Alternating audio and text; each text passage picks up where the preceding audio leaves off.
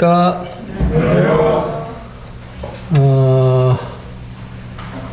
수호 어디 있죠? 수호 저쪽에 있어요?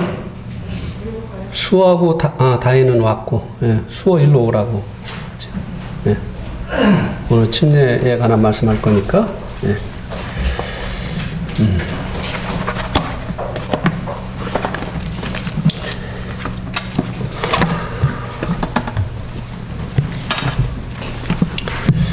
오늘 말씀은 고린도전서 10장 1, 2절입니다.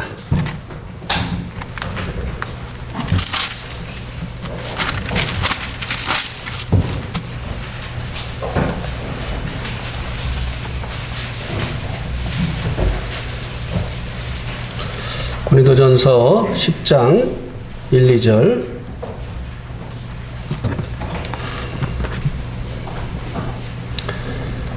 어, 1절 형제님들이 2절 자매님들이 시작.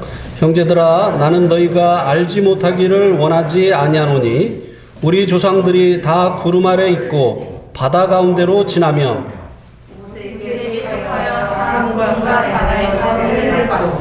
네. 오늘 이 본문 말씀을 통해서 침례에 대해서 말씀을 드리려고 합니다. 세 가지를 말씀을 드리려고 하는데요. 침례가 무엇인가? 두 번째로 침례는 누가 받는가? 그러니까 언제 침례를 받아야 되느냐 하는 문제가 되겠죠. 다음에 세 번째는 침례는 왜 받는가?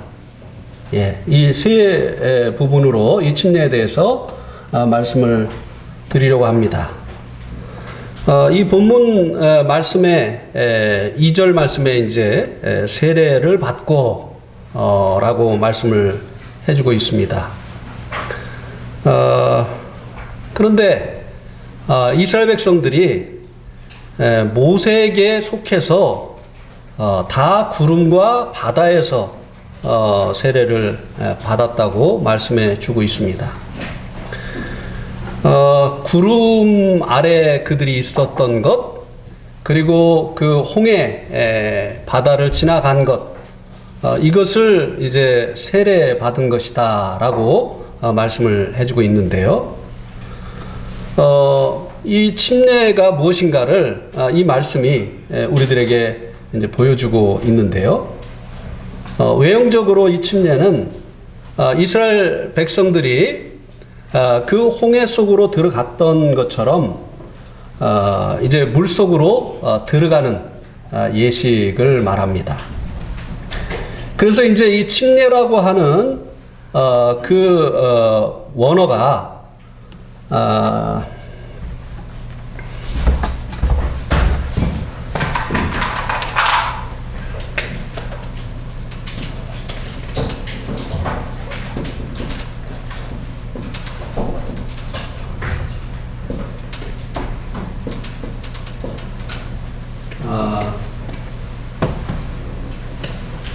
마이크가 여기 없어가지고 밥티즈마인데요.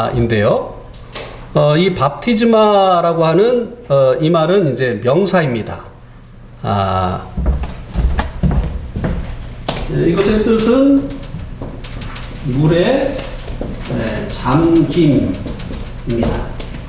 근데 이 밥티즈마라고 하는 이 단어는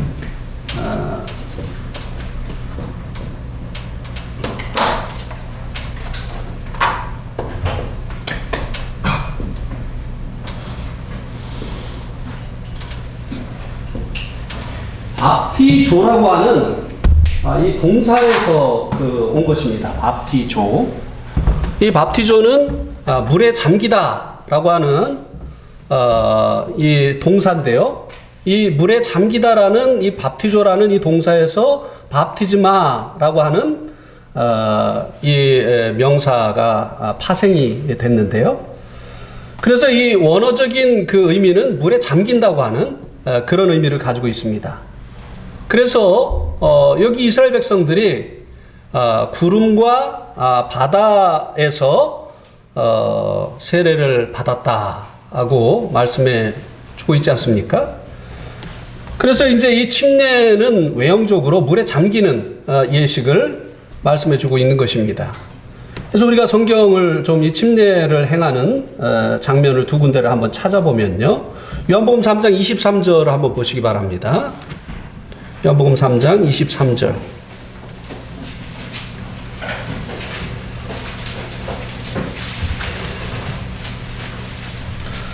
요한복음 3장 23절에 보면 요한도 살렘 가까운 에논에서 세례를 베푸니 거기 물이 많음이라. 그러므로 사람들이 와서 세례를 받더라. 요한이 침례를 베푼 곳이 에논이라고 말씀해주고 있는데요. 왜 하필 이 에논이라는 장소에서 요한이 침례를 베풀었느냐? 거기 물이 많기 때문이다. 물이 많이 있어야 잠길 수 있지 않습니까? 그래서 요한이 베푼 이 침례도 물에 잠기는 예식이었다라고 하는 것을 증거해주고 있고요. 사도행전 8장 36절도 한번 보시겠습니다.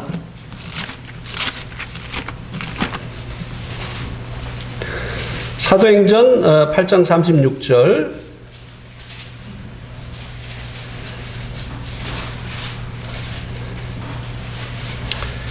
길 가다가 물 있는 곳에 이르러 그 내시가 말하되 보라 물이 있으니 내가 세례를 받음에 무슨 꺼리낌이 있느냐. 이디오피아 내시가 전도자 빌립을 통해서 이제 복음 듣고 예수님을 믿게 되어진 거죠. 그리고 나서 이제 침례를 받기를 원했는데요. 그 침례받기를 원하는 곳에 물이 있다고 말씀해 주고 있습니다. 그래서 이제 37절 우리 성경에는 없음인데 이제 킹제임스 성경에는 있죠. 킹제임스 성경에는 어떻게 되어 있느냐면요. 빌립이 이르되 내가 마음을 온전히 하여 믿으면 가하니라. 대답하여 이르되 내가 예수 그리스도께서 하나님의 아들인 줄 믿노라.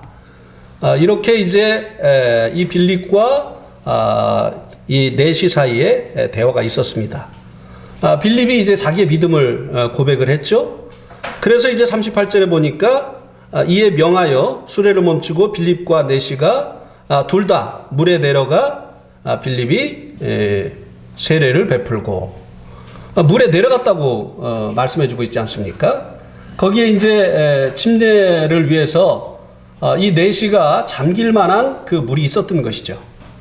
그래서 그곳에서 침례받기를 원했고 또 빌립은 그와 그 물이 있는 곳으로 내려가서 이 빌립이 내시에게 침례를 베풀었다고 말씀해주고 있습니다. 그래서 이 침례는 형식적으로 물에 잠기는 예식을 말씀해 주고 있는 것입니다. 그러면 이 물에 잠긴다고 하는 의미는 무엇일까요? 예, 침례를 받을 때 물에 잠기는데 왜 이런 의식을 행하느냐고 하는 것입니다. 여러분에게 한번 먼저 여쭤보겠습니다. 물에 잠기면 어떻게 되죠? 죽죠? 예, 그렇습니다. 이 침례는 죄에 대한 하나님의 이 심판의 상징입니다. 물에 잠기면 죽는 것처럼 하나님께서 노아의 때에 세상의 죄악이 관영함으로 인해서 물로 세상을 심판하셨습니다. 그래서 이제 이 물에 잠긴다고 하는 것은 하나님의 심판을 받는다고 하는 그런 의미가 되어지는 것입니다. 그래서 이제 누가복음 12장 50절에 보면요. 한번 누가복음 12장 50절을 한번 보시기 바랍니다.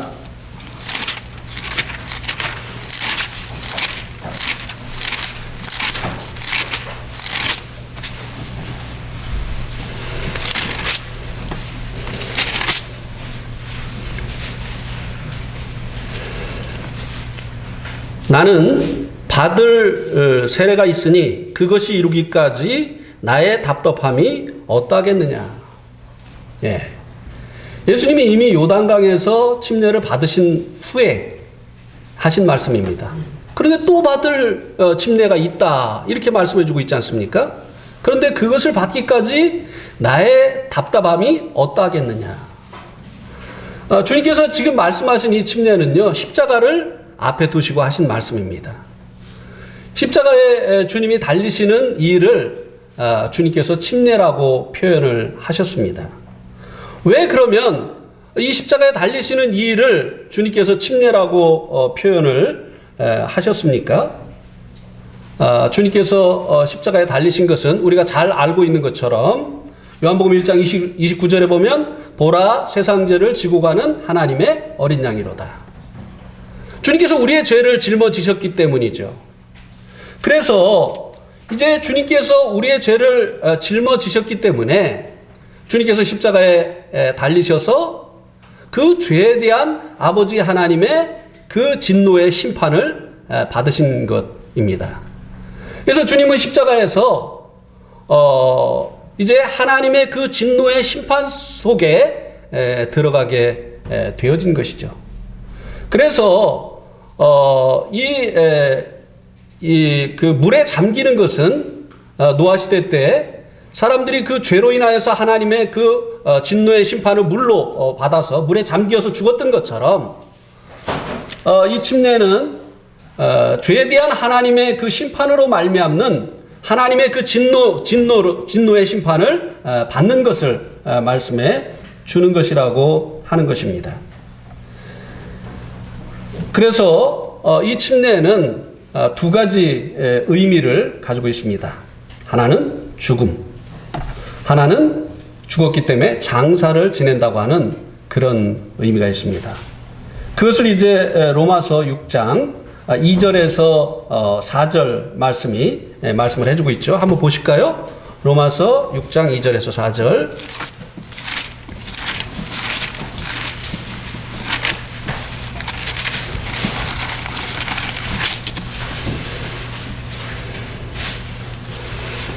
(6장 2절에서 4절에) 보면 그럴 수 없느니라 죄에 대하여 죽은 우리가 어찌 그 가운데 더 살리요.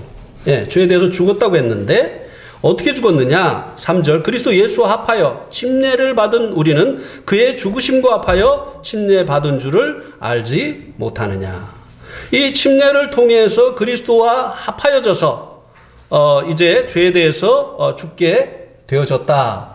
이렇게 말씀해 주고 있고요. 4절에 보면 그러므로 우리가 그의 죽으심과 합하여 침례를 받음으로 그와 함께 장사되었나니. 예, 여기는 이 침례를 통해서 이제 죽은 이 옛사람을 장사를 지냈다. 이렇게 말씀해 주고 있지 않습니까? 그래서 이 침례의 의미는 죽음과 그리고 장사 지내는 이 두 가지의 의미를 가지고 있다고 하는 것입니다.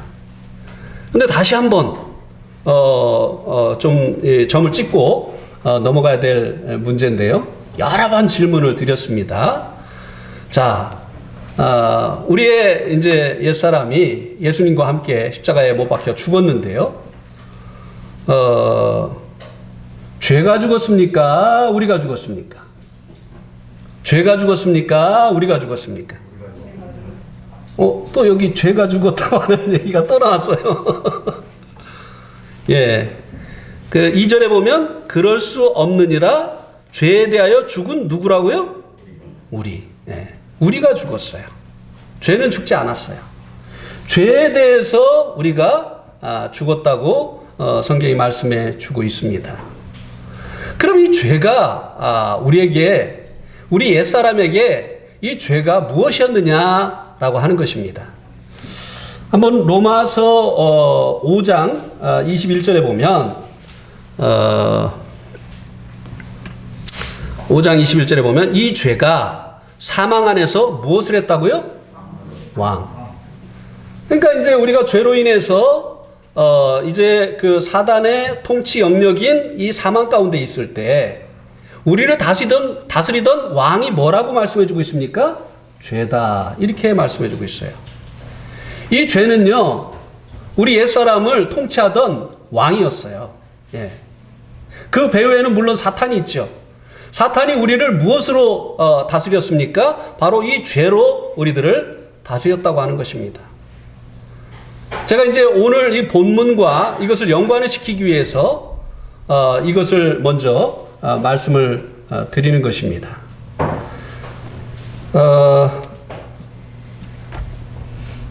이것을 이제 우리가 이제 이해할 수 있도록 하기 위해서 이스라엘 백성들이 홍해를 건넌 이 일과 연관을 지어서 설명을 해 드리도록 하겠습니다.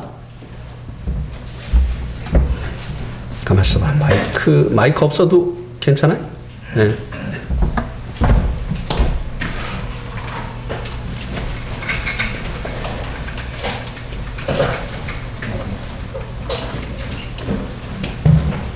그쪽 보이죠? 네. 이스라엘 백성들이 모세에게 속하여서 이제 감사합니다. 이스라엘 백성들이 모세에게 속해서 홍해를 건널 때 세 장소가 등장을 하게 됩니다. 1번, 2번, 3번 이렇게 세 장소가 등장을 하는데 제일 애굽이었습니다. 애굽. 그 다음에 애굽에서 이제 최종적으로 벗어난 것이 이제 홍해였죠. 그 다음에는 이제 세 번째는 광야였죠. 그죠? 이 애굽에서 이스라엘 백성들에게 왕노릇하던 사람이 누구였습니까? 바로였습니다. 그리고 이 홍해에서는 고린도전서 10장 2절에 보니까 누구에게 속해서 이제 구름과 바다에서 침례를 받았다 이렇게 말씀해 주고 있습니까? 예, 모세. 이제 더 이상 바로에게 속한 것이 아니라 모세에게 속해서 홍해에서 이제 침례를 받았다 이렇게 말씀을 해주고 있고요. 이 광야에 가서도 이스라엘 백성들의 이제 새로운 인도자가 누가 됐습니까? 예, 모세가 됐습니다. 예. 그럼 이 애굽은 그럼 여기에 이제 이스라엘 백성들이 있을 때 이것을 우리들에게 적용을 해보면 이것은 우리들의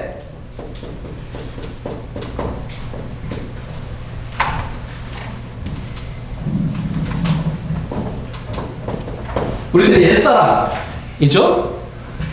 옛사람이 이제 이 홍해에서 이제 죽고 이제 광야에서 새 사람이 이제 살아가게 되어지는 것이죠.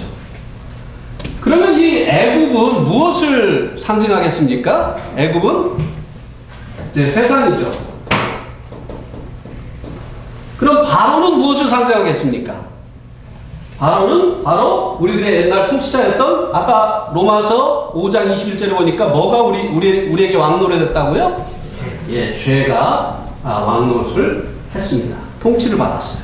죄에게. 그런데 이제 이 죄로 인한 죄송합니다. 이 죽음이 이제 침례를 의미하죠. 이제 홍해가 이제 침례를 의미하죠. 죄송합니다. 홍해가 이제 침례를 의미하는데, 이제 이 침례가 죄에 대한 심판, 죽음, 그리고 이제 장사 지내는 것을 의미한다고 말씀을 드렸습니다. 그러면 여기 이제 우리들의 죄를 짊어지시고 하나님의 그 저주의 심판을 받으신 이 모세, 하나님께서 이 모세를 보내실 때 두 가지 직분을 주셨다고 말씀해 주고 있습니다. 우리 한번 사도행전 7장 35절을 한번 보시기 바랍니다.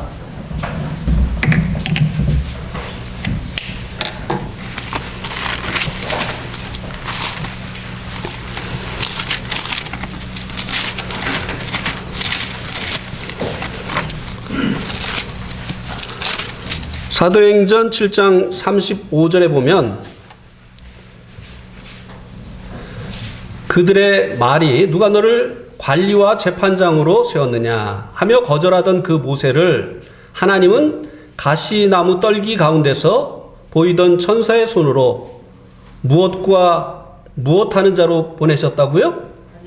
관리와 속량하는 자로서 보내셨다. 이렇게 말씀해 주고 있습니다. 그러면 모세에게 이제 두 가지 직분이 주어졌는데요. 이 홍해에서의 모세의 그 직분은 무엇이겠습니까? 관리와 속량하는 자. 이 홍해에서의 그 모세의 그 직분, 두 가지 직분 중에 하나는 속량하는 자, 하나는 이제 관리라고 말씀해주고 있는데, 이 홍해에서 우리의 죄를 짊어지시고 이제 이 죄에 대한 심판, 이 죽음을 당하신 이것은 주님의 속량자. 속량자로서 주님께서 그렇게 이제 하게 되어진 거죠. 속량자는 이제 구속자다. 그렇게 이제 말씀을 드릴 수가 있죠. 죄값을 대신 치러주고 이제 그 죄로 인해서 노예되어진 자들을 자유케 하는 그런 일을 이제 속량자가 이제 하는데, 모세가 이제 바로 이 속량자의 직분을 이 홍해에서 행한 것으로 그렇게 보여지죠. 그런데 이제 우리들은 이제 이 홍해에서 모세에게 속하여서, 모세와 연합되어서 이제 침례를 받았다, 이렇게 말씀해 주고 있지 않습니까? 그래서 우리가 이 속량자이신 주님의 그 죽음에 우리의 이 옛사람이 연합해서 동참을 함으로 인해서 같이 죽음을 당하게 되어졌다고 하는 것입니다. 그래서 이제 이 애국 바로의 통치를 받던 이스라엘 백성들이 이제 홍해에서 이제 이 바로의 백성이던 이제 이스라엘 백성들이 죽고, 그리고 이제 이 광야에서는 모세에게 속해서 모세를 쫓아서 사는 이제 새로운 이스라엘이 되었던 것이죠. 그러면 이 광야에서 이 모세는 어떤 직분으로 이스라엘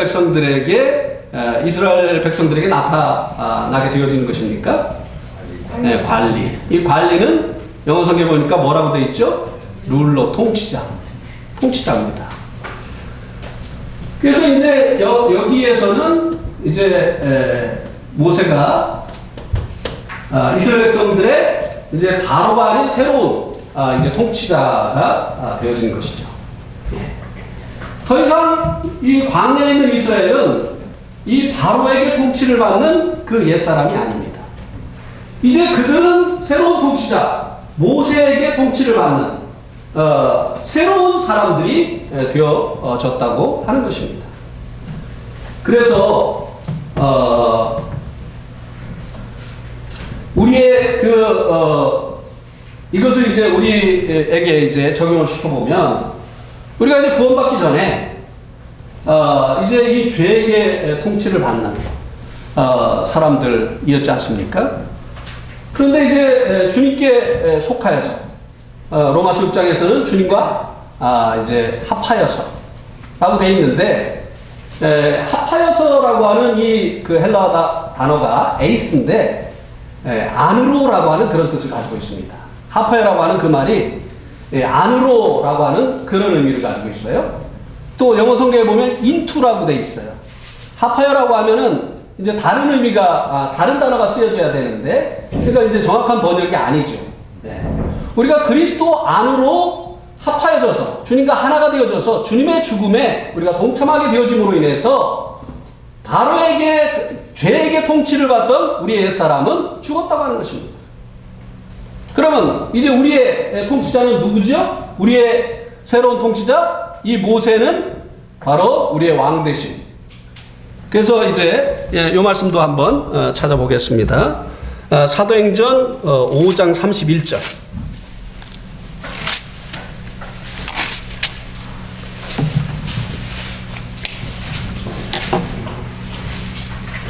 사도행전 5장 31절에 보면, 이스라엘에게 회개함과 죄사함을 주시려고 그를 오른손으로 높이사 무엇과 무엇으로 삼으셨다고요?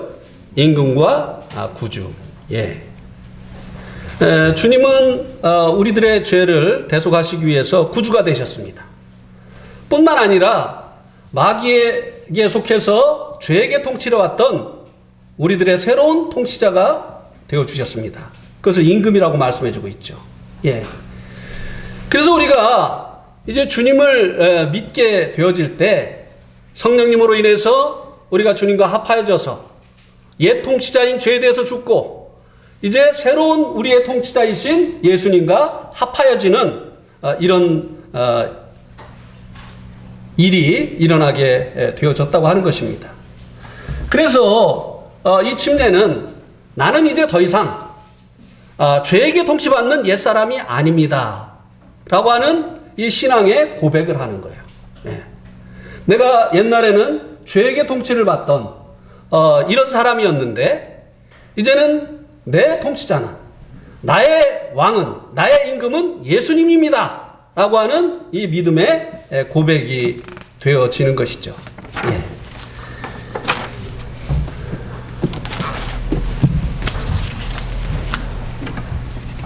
이스라엘 백성들이 홍해를 건넌 이후에는 더 이상 애굽 왕 바로의 지배 아래 있지 않게 되어지고 모세의 그 인도를 쫓아서 하나님이 주신 그 율법을 자기들의 지켜야 될 법으로 받아들이고 그 안에서 살아가게 되어진 것처럼 이제 주님을 믿고 새롭게 되어진 이 성도들은 주님의 그 인도하신 가운데 또 주님께서 성도들에게 허락하신 이제 성령의 법으로 살아가야 되는 것이죠.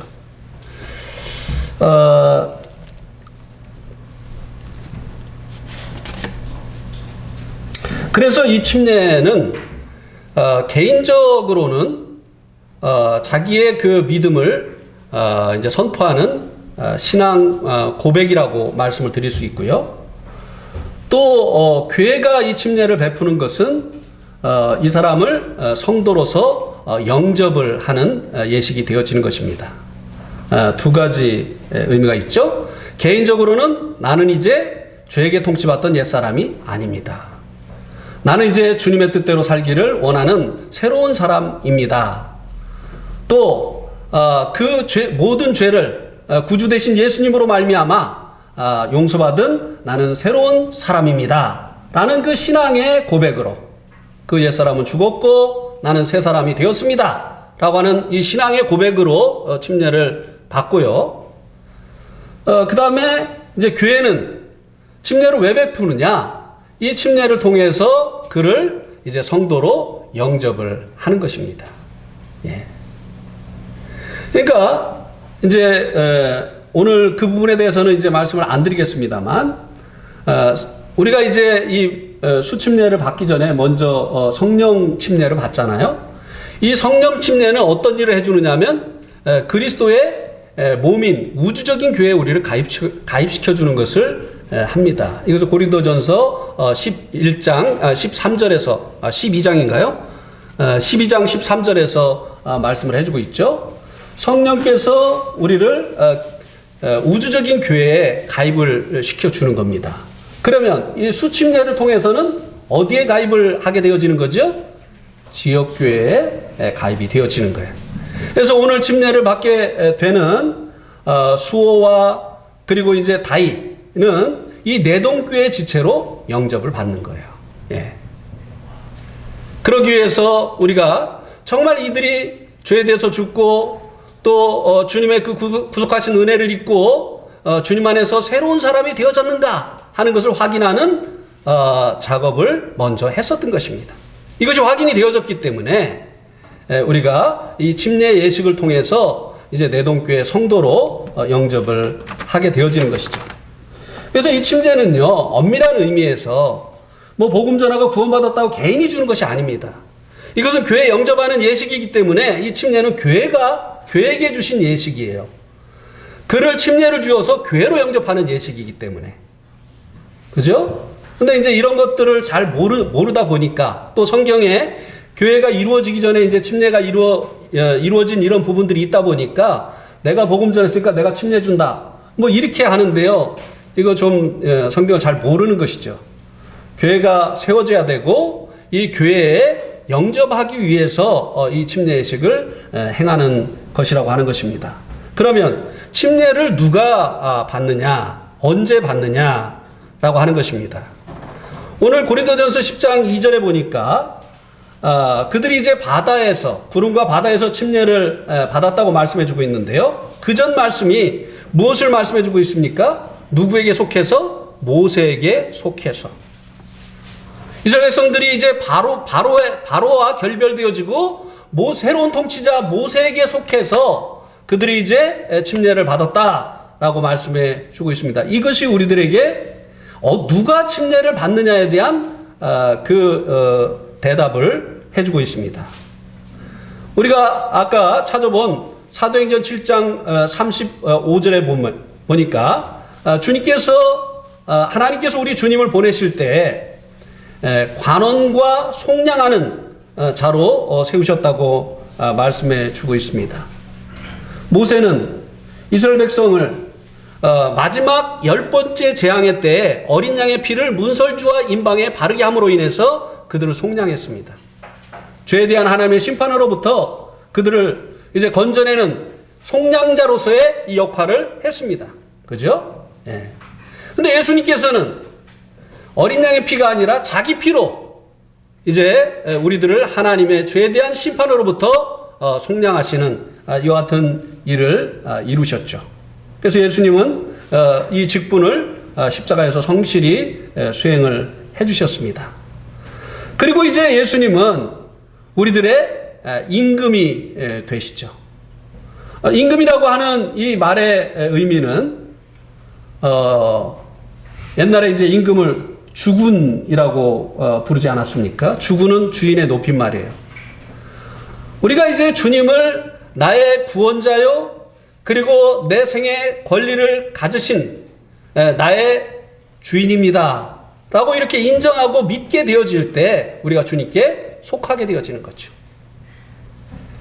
이스라엘 백성들이 모세에게 속해서 이제 홍해 바다에서 침례를 받은 것처럼 누가 침례를 받느냐? 주님에게 속한 자가. 주님께 속하기 위해서 주님이 나의 속량자이십니다. 나의 모든 죄를 주님이 그 흘리신 피로 다 대속해 주셨습니다. 라고 주님을 이 속량자로 믿는 자들, 그리고 이제 나의 생에 대한 권리는 주님께 있습니다. 라고 주님을 자신의 주님으로, 자신의 또 임금이라고 말씀을 드릴 수가 있죠. 또 다른 말로 왕이라고 말씀을 드릴 수가 있죠. 이렇게 주님을 믿음으로 인해서 주님과 연합되어진 자들, 주님께 속한 자들, 이와 같은 자들이 이제 침례를 받을 수 있게 되어진다고 하는 것을 고린도전서 10장 2절에 이 말씀이 우리들에게 말씀해 주고 있습니다. 모세에게 속하여서 구름과 바다에서 침례를 받았다라고 하는 이 말씀이 그것을 말씀해 주고 있죠. 그래서 이제 우리가 한번 마가복음 16장 15절 16절도 한번 보시겠습니다. 마가복음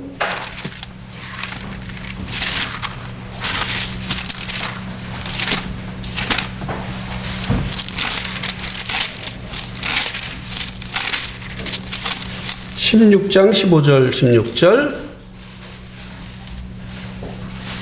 또 이르시되 너희는 온 천하에 다니며 만민에게 복음을 전파하라.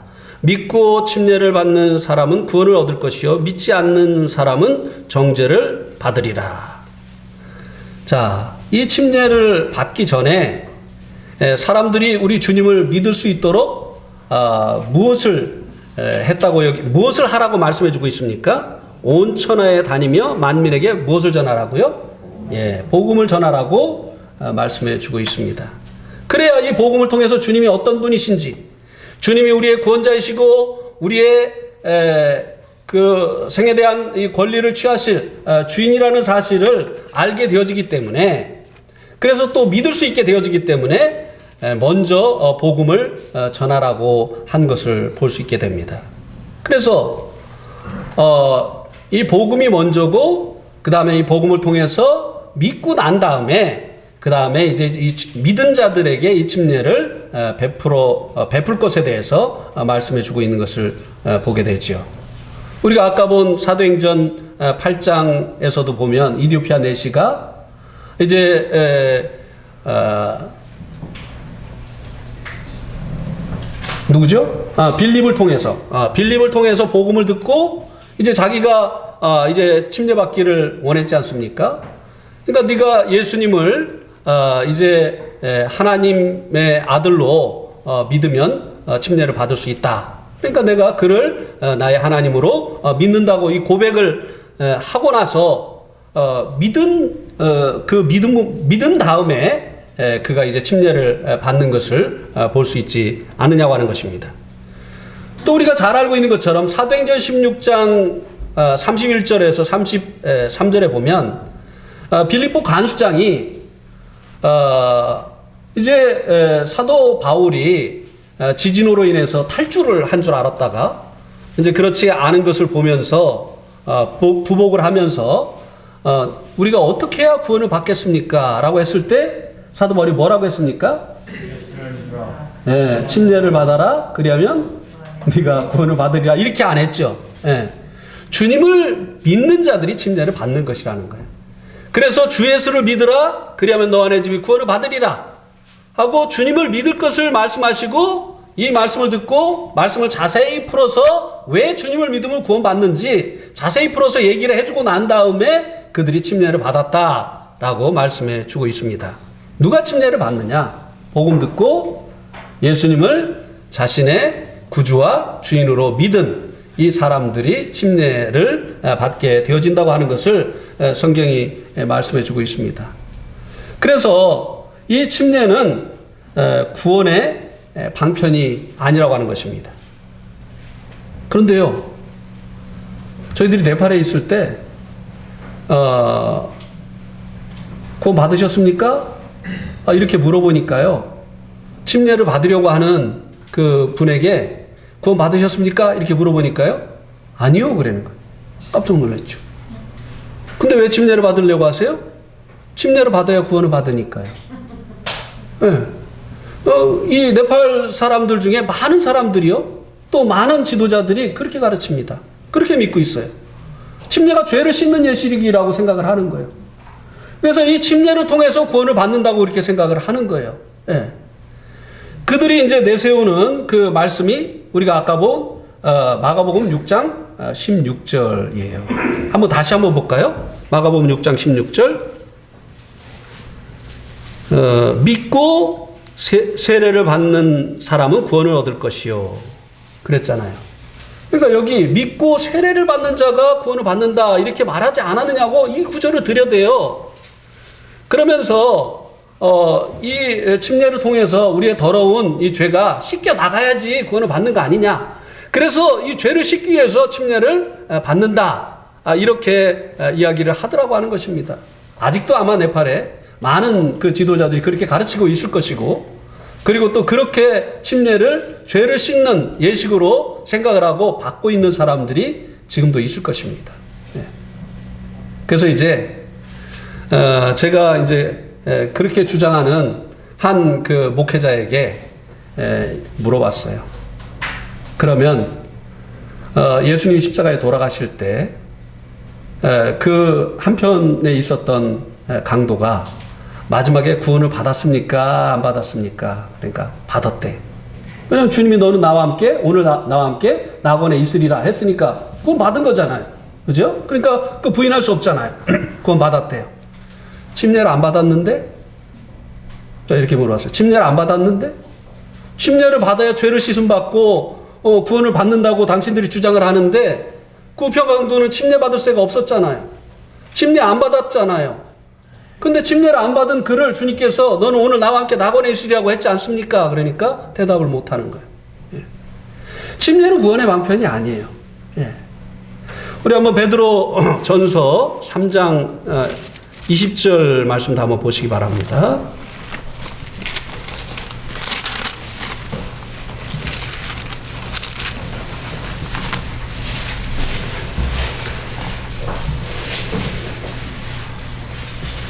21절 보죠. 21절.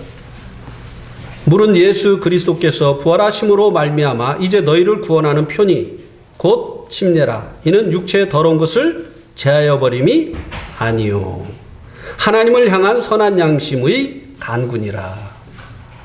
왜 이런 그 말을 사도 바울이 했겠습니까?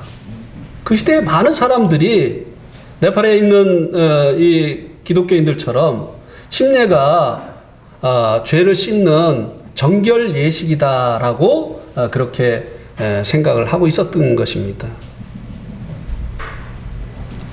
그런데 이 성경은 이것이 육체의 더러운 것을, 육체라고 하는 것은 몸을 얘기하는 게 아니에요. 아담으로 말미암은 이 죄의 본성을 얘기하는 거죠. 거기에 있는 이 더러운 이 죄를 씻기 위해서 우리가 침례받는 것이 아니라고 하는 것입니다. 예, 침례는 구원의 방편이 아니에요. 그렇다고 한다면 굳이 왜 침례를 받아야 되느냐라고 하는 것입니다. 마지막으로. 침례를 통해서 우리가 죄가 씻음을 받는 것도 아니고 구원받는 것이 아닌데 왜 우리가 침례를 받아야 하느냐고 하는 것입니다. 이 침례는 주님의 명령입니다. 믿는 자들에게 주신 주님의 명령이에요. 우리 한번 마태복음 28장 19절 말씀을 보시겠습니다.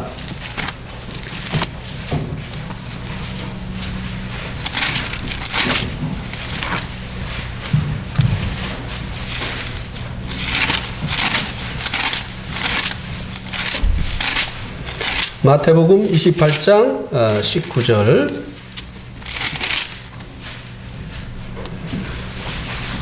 우리 한번 같이 읽겠습니다. 마태복음 28장 19절 시작.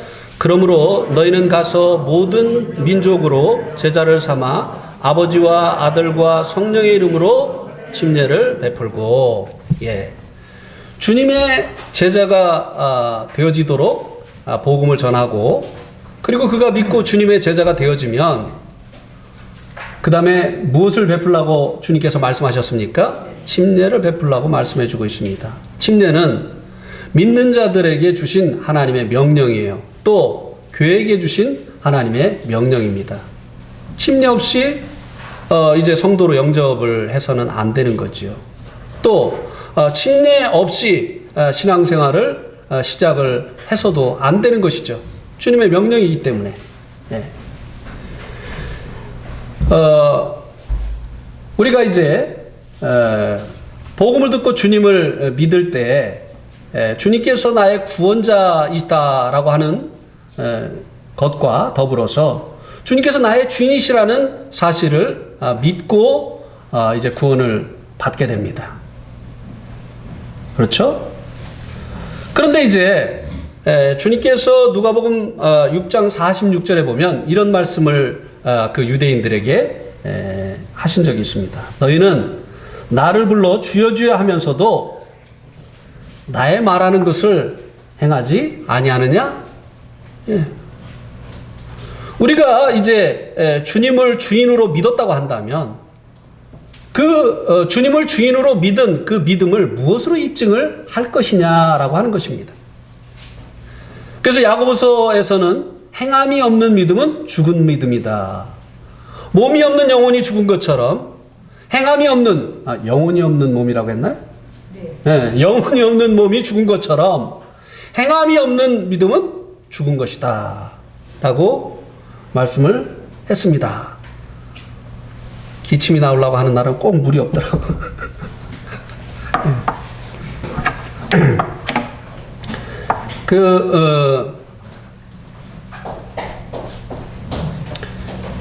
그래서 우리들의 그 주님이 우리들의 주인이 되셨다고 하는 것을 무엇으로 입증을 하느냐? 주님께 순종함으로. 그래서 입으로는 주님을 주인이라고 하면서 주님의 말씀을 행하지 않는 유대인들에게 너희들의 그 입술의 고백은 거짓이 아니냐라고 지금 말씀을 하고 계신 것입니다. 예. 그러면 이 침례는 믿는 자들이 주님이 주인 되신 것을 입증해내는 첫 번째 순종이다 이 말입니다. 믿고 제일 먼저 순종해야 될 것이 뭐라고요? 침례 받는 것이에요.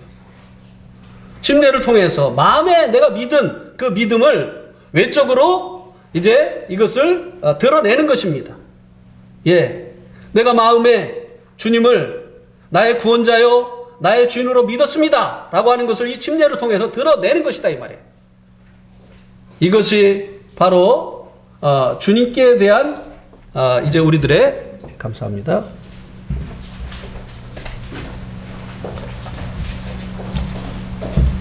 첫 번째 순종인 것이죠. 그래서 이 침례가 우리들에게 뭐 구원을 준다든지 아니면 우리들의 그 죄를 씻어내는 이런 일을 한다든지 그렇게 하지 않지만 이제는 우리가 주님께 순종하는 자가 되어졌다고 하는 이것을 입증해내는 첫 번째 이 증표로 이 침례를 받아야 된다고 하는 것입니다. 어떤 청년이 어떤 그 아가씨하고 사귐을 가졌어요.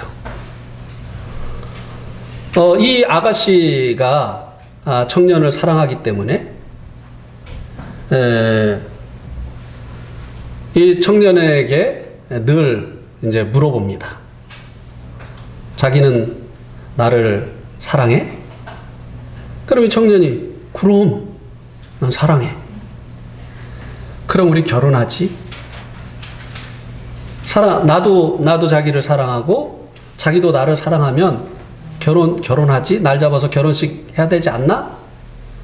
근데 계속 다음에 하지. 이 결혼식을 안 하려고 하는 거예요. 사랑한다고 하면서. 왜 그랬을까요? 다른 여자가 정리가 안 됐던 거예요. 네. 정말 주님을 나의 주인으로 믿었다고 고백을 하는데 침례를 안 받으려고 하는 사람들이 가끔 있죠. 네. 주님이 주신 첫 번째 순종해야 될 일이 바로 이 침례인데 그 믿음을 드러내려고 하지 않는 이런 사람들이 있다고 하는 것입니다. 이것은 마치 뭐와 같은 거죠? 이스라엘 백성들이 모세하고 나와가지고 홍해를 안 건너려고 해요. 홍해를 안 건너려고 해요. 바로로부터 벗어날 생각이 없어요. 바로하고 살고 싶은 것입니다. 바로의 통치를 받고 싶은 것이에요. 그죠? 그래서 이 죄에 대해서 죽고 그리고 하나님께 대해서 이와 같은 경험이 없는 여하튼 사람들은요 아직도 세상이 좋고 그리고 세상의 미련을 버리지 못하는 그런 이유 때문에 침례를 받지 않으려고 하는 사람들은 받지 않아야 돼요. 오늘 두 사람 중에 그런 마음이 있다고 한다면 침례가 여러분들에게 아무런 유익을 주지 못할 것입니다. 왜냐하면 이 침례는 내 마음에 믿은 그 믿음을 드러내는 것이기 때문에 마음과 다른 이 예식은 여러분들에게 아무런 의미가 없다고 하는 것입니다. 예. 이 침례가 비록 우리들에게 구원을 주지 않지만 이 침례는 내가 이제 주님께 순종하겠습니다 라는 첫 번째 순종의 표이기 때문에 이 침례를 받아야 된다고 하는 것입니다. 다시 한번 말씀드리지만 우리 내동교회는 오늘 이 두 사람을 통해서 여러분을 교회의 성도로 영접을 하게 되어지는 것입니다. 이제 이 두 사람은 이 침례를 통해서 내동교회의 성도로서의 자격을 얻게 되어지는 것입니다. 여러분들은 이제 예배자의 권리를 얻게 되어지고요. 그리고 교회에서 하는 이 모든 일에 성도로서 동참할 수 있는 이런 자격을 얻게 되어지는 것입니다. 예. 그리고 이 침례를 통해서 우리 수호 형제하고 그리고 다이 자매를 주님의 이름으로 환영을 합니다. 예. 오늘 말씀 여기까지 드리도록 하겠습니다.